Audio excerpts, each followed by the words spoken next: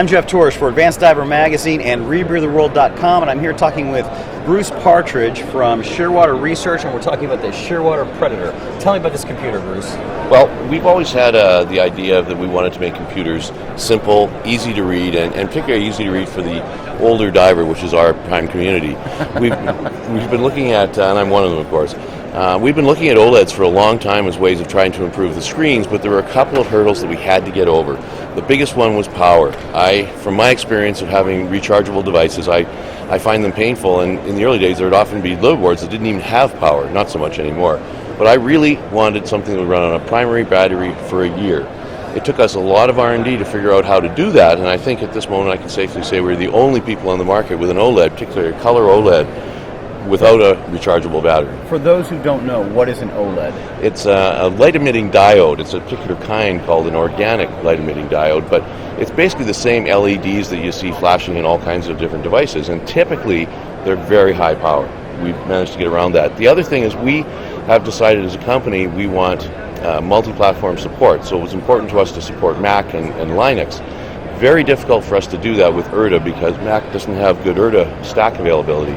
So what we've done is we've gone to Bluetooth, and now it'll be relatively simple for ourselves and for third parties to provide dive log software that connects to the Bluetooth. It's a much simpler interface for Mac and Linux. I want to be clear about the battery. This is a integrated battery, yes, correct? That lasts for a year. For a year, user changeable. And so at the end of the year, what kind of battery is it? Something you order from you? No, it's not a special battery. It's a SAFT LS14500. It's a little bit of a special battery. You won't find it in the local drugstore, but it's not hard to find in any big city or online.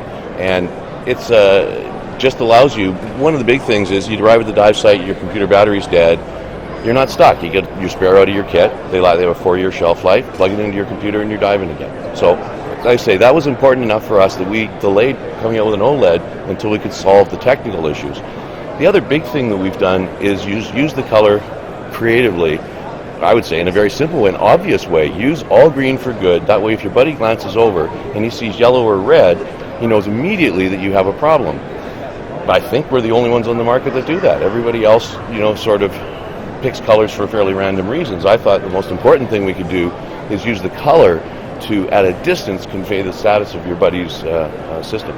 And this is open circuit and closed circuit. It works with most rebreathers, or yes, is that limited? I don't think it's limited. It actually doesn't work with the very old stuff like the Mark 15s and things like that, but it works with all the common computers, or common rebreathers nowadays. We're actually on 5 rebreathers that are on the market right now, and we're talking to a couple of other people as well. So we actually have quite good acceptance in the rebreather community. Now that we've got the new computer that has no Fisher connector on it, we've managed to remove some parts, bring the cost down. We now can get an open circuit Trimix diver into one of our computers with an OLED for $11.45 Canadian.